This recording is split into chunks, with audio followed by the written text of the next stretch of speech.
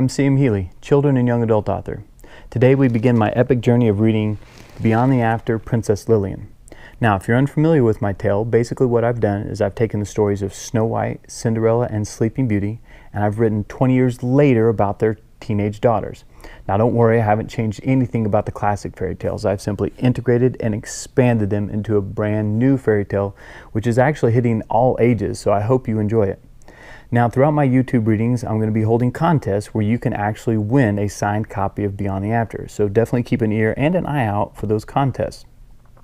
My plan is to upload about a chapter a week, hopefully as consistently as possible. However, the best way to follow me is my Instagram feed, which is @authorcmhealy. Well, I'll definitely be posting where I'm doing signings in local areas as well as when a new upload is coming out. You'll also probably catch a couple pictures of my giant cats that I live with. Well, I can't think of anything else for now. So, without further ado, I give you the next great fantasy series, Beyond the After. Beyond the After, Princess Lillian, by C.M. Healy. Preface. The battle between good and evil is a tale that's as old as the universe itself. Both have always existed, coexisted if you will, but they are not always equal. In truth, equality between the two is rarely the case. Evil does have its moments, but good has always seemed to have an upper hand. Is it the edge of sacrifice versus selfishness? Loyalty opposed to treachery? Love over hate? Whatever the mysterious power, more often than not, good wins, and peace is established for a period of time. It might be a year. It might be 100 years. However, when one evil is vanquished, another will arise, attempting to shroud the land in darkness again, for that is the natural order of things. It is a delicate shift of momentum between these two, much like the swinging of a pendulum. One can never be sure what situations will spawn sinfulness, or what hardships will harbor heroics, and one can never be sure what the outcome will be. But one thing is for sure. It is during this fluctuation of powers in which the greatest stories ever told take place. Prologue. And they lived happily ever after. The end. The end? Such a strange beginning for a tale. Nevertheless, the ideal one for ours because it reminds us of where things left off. Because the end is never really the end. What the end means is that the current story being told has come to a relative finish. All the important events have been told, all the characters' problems have been resolved, and life continues on for these heroes and heroines as they live out their daily lives without much interruption. But as we all know, life rarely continues without interruption. Important events occur that must be told. The end really represents quite the opposite. The end indicates the beginning of a new tale. So really, the end should be the end, ... especially in this story, because for three very famous tales, there was more. There was the beginning of a new tale that followed the happily ever after, the tale beyond the after, and that is exactly where this story begins. Prologue Part 1, History. Snow White, Cinderella, and Aurora, better known as Sleeping Beauty, all married their princes and became queens of their kingdoms. This is well known. But what is less well known is that their tales happened at the same time. During that time, evil ruled 2 of the 5 magic kingdoms on the continent of Azura and was attempting to take over the remaining 3. The southeastern portion of Azura at that time was made up of 2 kingdoms in the process of becoming one. The first kingdom was ruled by King Stefan and Queen Leah, who arranged their marriage of their newly born daughter Aurora to King Hubert's son, Prince Philip, to unite the 2 kingdoms. The rest of the story you know. Evil sorceress, curse of eternal slumber, prince kills sorceress, and they lived happily ever after, reigning over the newly formed kingdom of Caldera. Just to the west was the kingdom of Tepera, where Cinderella resided. Here, evil was in the works through her wicked stepmother. Fortunately, good had a strong hold in this kingdom by way of the king and, of course, the fairy godmother. That story I'm sure you know as well. The infamous glass slipper, and Cinderella's marriage to King Louis Charming. The next is the kingdom of Volante, home to Snow White. Here, the evil witch queen and stepmother to Snow White ruled. The queen did not meddle too much in her people's affairs because the kingdom was rich in diamond mines, and as long as those diamonds supplied her with her every desire, life was at least livable. There was once, however, a dry spell when the queen turned citizens into pigs every day until a fortunate group of dwarves discovered a vast mine of infinite wealth. It was this discovery that actually made the queen happy enough to marry Snow White's father. Unfortunately, she killed her husband shortly after, only to use Snow White's tears for a potion of eternal youth, a practice she utilized regularly by inflicting different methods of cruelty upon Snow White. Ironically, the queen's vanity was her ultimate downfall, for it was prophesied that someday there would be one who would surpass the queen's beauty and be her demise. Snow White was such a plain child in youth that the queen dismissed her entirely until it was, of course, too late, and Snow White had blossomed into a beautiful young lady, fairest in the land, if you recall. So the queen had Snow White killed, or so she thought. I'm sure you remember the rest of the tale, but it is important to focus on a small part, the part in which the hunter was supposed to kill Snow White, but did not. Everyone has a sense of good and evil, and everyone has a choice of which one to follow. But just because someone decides to follow one over the other does not mean that the other is completely lost. In other words, champions of good are quite capable, in a moment of despair or weakness, of making an evil choice. Just the same, there are villains of malicious intent who can, in one instant, choose the path of righteousness and change the history of what could have been. So it was with the hunter. He was a man who, for most of his life, had chosen evil. He was the queen's right-hand man and the executioner of Snow White's father. But on that day in the forest, with his axe high above his head, ready to end Snow White's life, he paused. No one can say for sure why he hesitated. Some believe it could have been Snow White's beauty. Others believe it was because she reminded him of his own daughter he had lost long ago. Either of these is quite possible, but the simple truth is on that day, the hunter chose good. No magic, no potion, just a simple man making a simple choice to do what was right, forever altering the events that followed. Naturally, he was tortured without mercy by the queen for his insubordination, yet the deed had been done, and the queen was eventually destroyed.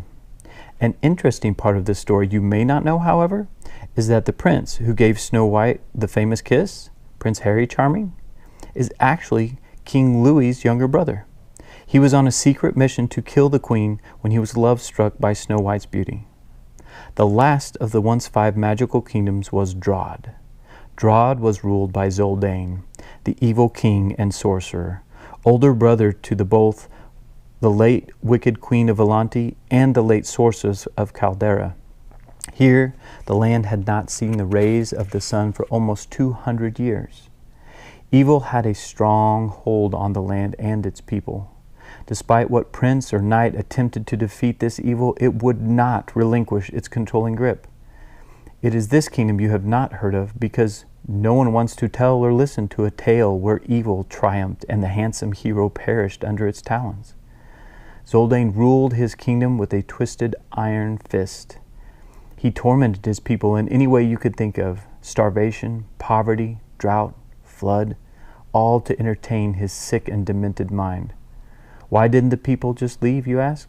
Because Zoldain had a wall built around the entire kingdom and enchanted it by a very ancient dark magic, killing instantly whomever should touch it. This enchantment made entering the kingdom very difficult as well. Difficult, but not impossible. Prologue Part 2, A Change of Heart.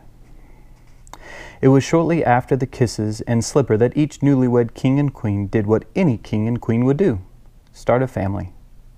Cinderella was first with her son Marcus, followed closely by Aurora with her son Jacob, and then Snow White with Lillian. A few years later, Aurora gave birth to Avery, and Cinderella bore Olivia. Several years after that, Snow White had Andrew, and Aurora had Layla, who was a much-needed blessing, as you'll see later. And here's a quick chart if you'd like to pause, since that was a lot of names. Kind of look at who is whose children.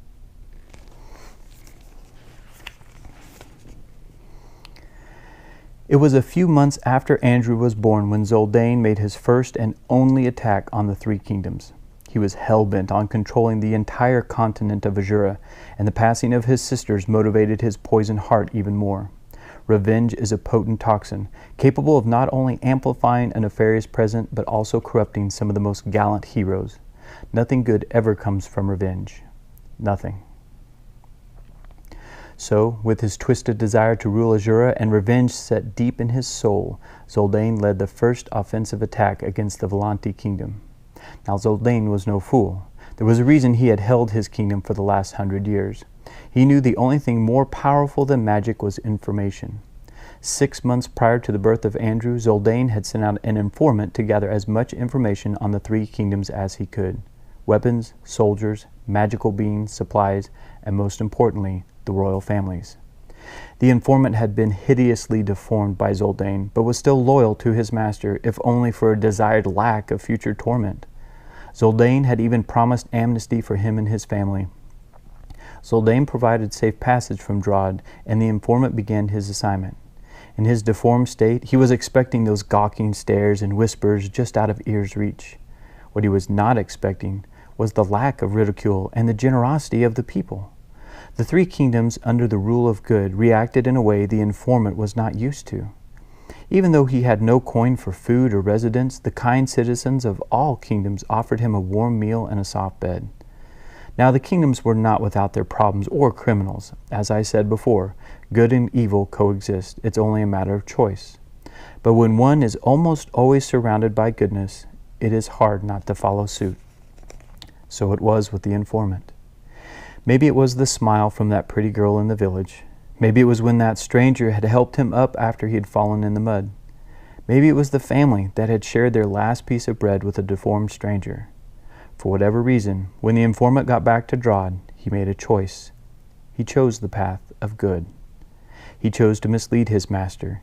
The informant knew about the birth of Andrew, and he knew the prince's birth would entertain a royal coronation, which would require the audience of the other kings and queens, their royal guards, and most of the magical creatures of Azura. Once the date was set, the informant went back to his master. When Zoldain invaded Volante, he quickly realized the betrayal of the informant, but it was too late. The battle was quick, and Zoldain was forced to retreat to avoid losing all of his forces as well as his own life. It was then the kings and queens realized they could not allow this threat to fester any longer. This brazen attempt by Zoldain, while they were surrounded by loved ones, put an urgency in their hearts. They had always discussed plans to overthrow Zoldain and release his people, but now he had given them an opportunity they could not overlook. His forces had been cut in half, if not more, and Zoldain himself was weakened by his encounter with the fairies. The rulers knew following him to Drod increased the risk, as he would begin to regain his strength, but it was worth the ultimate price if it meant a life of freedom for their families and kingdoms. Prologue Part 3. The Price of Victory. The kings quickly sent for all available knights to assemble in the Volante kingdom. Everything was prepared within a few days of Zoldain's attack. Sir Aaron from Caldera led the band of troops. He had done some reconnaissance in Drod for a few months after the marriage of King Philip and Queen Aurora to ascertain Zoldain's power and if it was possible to rid Azura of this evil once and for all. He didn't advise the attack then, but he did manage to map out most of Drod, including the location of Zoldain's castle. There was a small discussion of who was to go and who was to stay. Goodbyes were said, kisses were given. The soldiers and kings mounted up and waved farewell one last time before heading out on their quest. The trek to the wall wasn't a long one, but the solemn mood of their purpose still took its toll on the crusaders. Too soon for some, they finally reached their destination. The fairies did their part and cleared the wall from any curses or wards. Next, the dwarves used their expertise of the black powder to clear a path through the wall for the troops. Word spread quickly throughout Drod that they were there. Depending on who was doing the talking, the kings were either saviors or sinners. Some fought loyal to the death. Some left eager to flee. Some stayed, afraid to leave. Now I could go into the details of how the battle went, the close calls, mighty blows, the near misses, but that is a tale for another time. What concerns us at present is the outcome. Zoldain was defeated, but not without inflicting a mortal wound of his own. King Philip was struck by Zoldain's enchanted sword. The wound was devastating in its own right, but it was also infected with the poison of dark magic. Try as they might, the fairies could not repair the injury, and King Philip lay slowly dying after the battle's end. They finally resolved to put the king into a magical sleep, much like his wife had been in years before.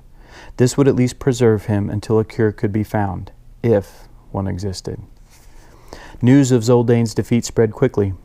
Most of Drod's citizens left with what they could carry, many of them taking pieces of the wall as their own personal victory, and took up residence in one of the other 3 kingdoms. Moods were cheerful but somber back in Volante as Queen Aurora dealt with the news of her husband. The fairies assured her they would not rest until they found a cure. The dwarves offered to build a protective enclosure from diamonds so no harm would come to the king before that time. King Louis and King Harry told her their kingdom's resources were at her disposal as well. She was very grateful for all the support. She smiled and accepted consoling hugs. She was hopeful on the outside but dying on the inside. She had not wanted to burden her husband before going into battle, but she had needed to tell him something.